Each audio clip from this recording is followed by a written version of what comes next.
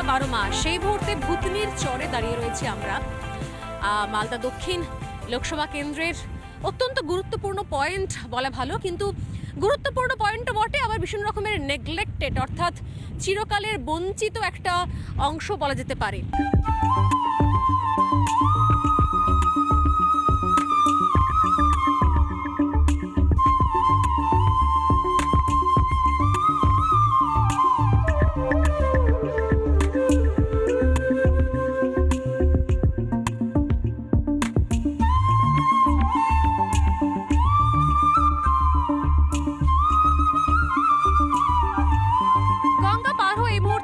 আমরা অন্য প্রান্তে, গ্রামের নাম গদাই, এবং সেখানে সেই অংশটা এতদিন পর্যন্ত সমস্ত উন্নয়ন, সমস্ত সুযোগ সুবিধা থেকে বঞ্চিত হয়ে রয়েছে।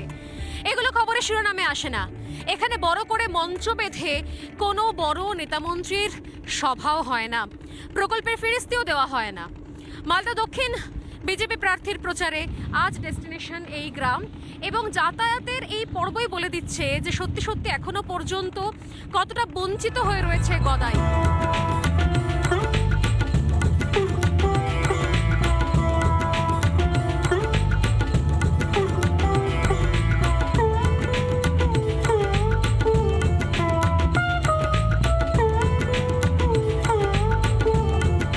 আমার দক্ষিণ মালদা লোকসভা কেন্দ্রের সবচাইতে দূরবর্তী দুটো গ্রাম, দুটো বুথ পোলিং স্টেশন, সেটা গদাই চরে রয়েছে।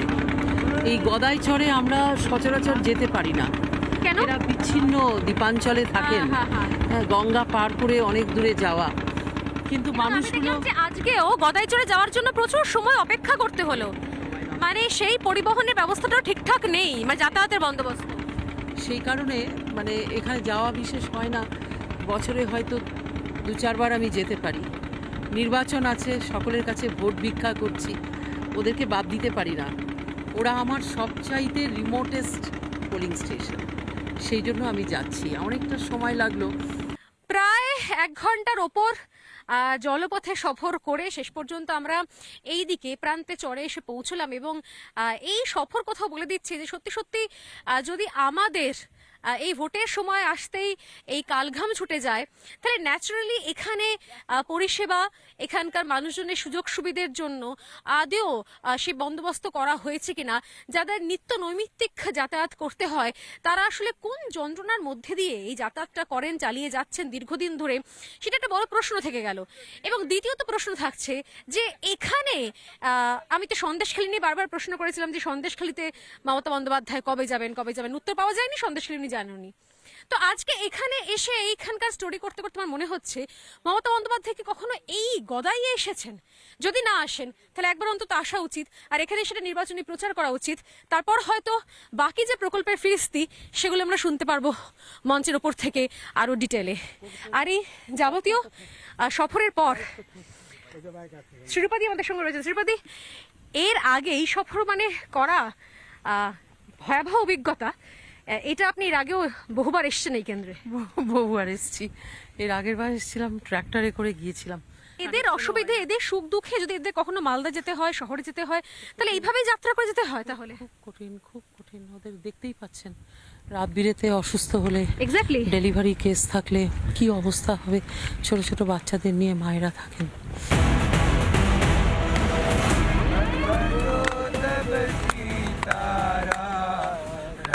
रघुपति राजा विराजा राम पतित पावन सीताराम सबको सन्मत दे भगवान राम सबको सन्मत दे भगवान रघुपति राजा विराजा राम पतित पावन। এখানে স্বাস্থ্য কেন্দ্র রয়েছে, হাসপাতাল রয়েছে? কোনো কিছু নেই দাদা, এখানে কোনো হাসপাতাল। অসুখ বিসুখ হলে কোথায় যান? অসুখ হলে আবার এই ফারাক্কা দিয়ে মালদা, নইলে রাজমহল দিয়ে মালদা। এমার্জেন্সি হলে, বিপদ আপদ হয়ে গেলে, কোনো এমার্জেন্সি, কোনো ডেলিভারি, কোনো পেন হলে, কারোর হার্ট অ্যাটাক হলো, স্ট্রোক হলো, তখন ওই নৌকা করে ভাড়া করে 2000-3000 নৌকা করে কোনো মতো ভূতনি নিয়ে যেতে হয়। বহু কষ্ট।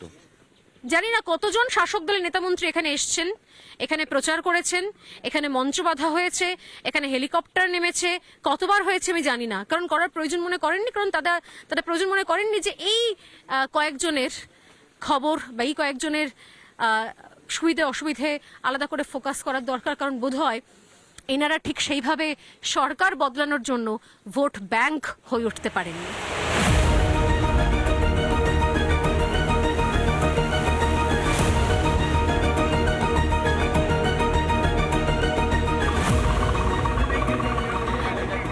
গদাইয়ের চরে আমরা হেঁটে বা কখনো বাইকে করে এসে পৌঁছেছিলাম, আপাতত ফিরে যাচ্ছি আমরা ট্রাক্টরে করে।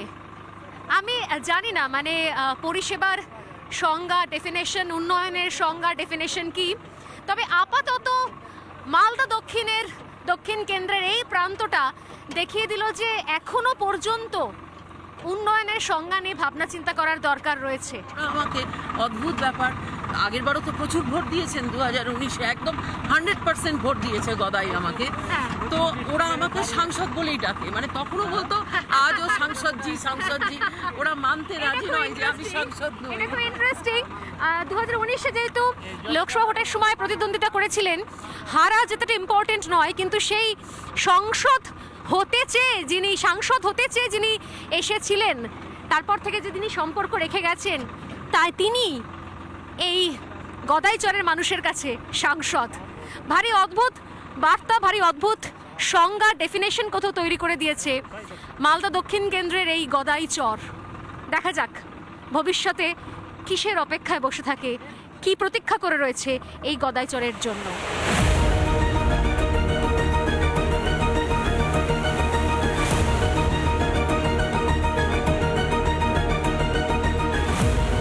দিনের আলো নিভে এলো প্রচারের শেষ বেলায়।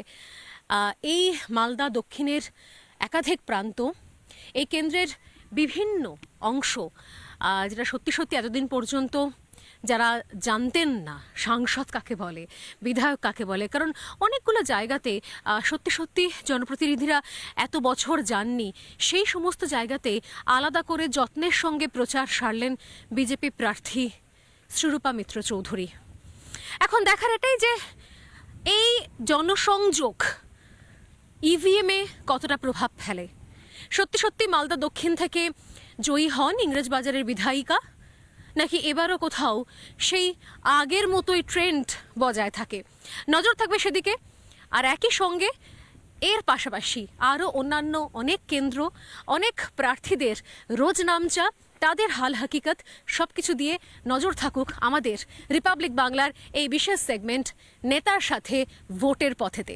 দেখা হবে আবার অন্য এপিসোডে অন্য কোনো কেন্দ্র থেকে অন্য একজন প্রার্থীর সঙ্গে।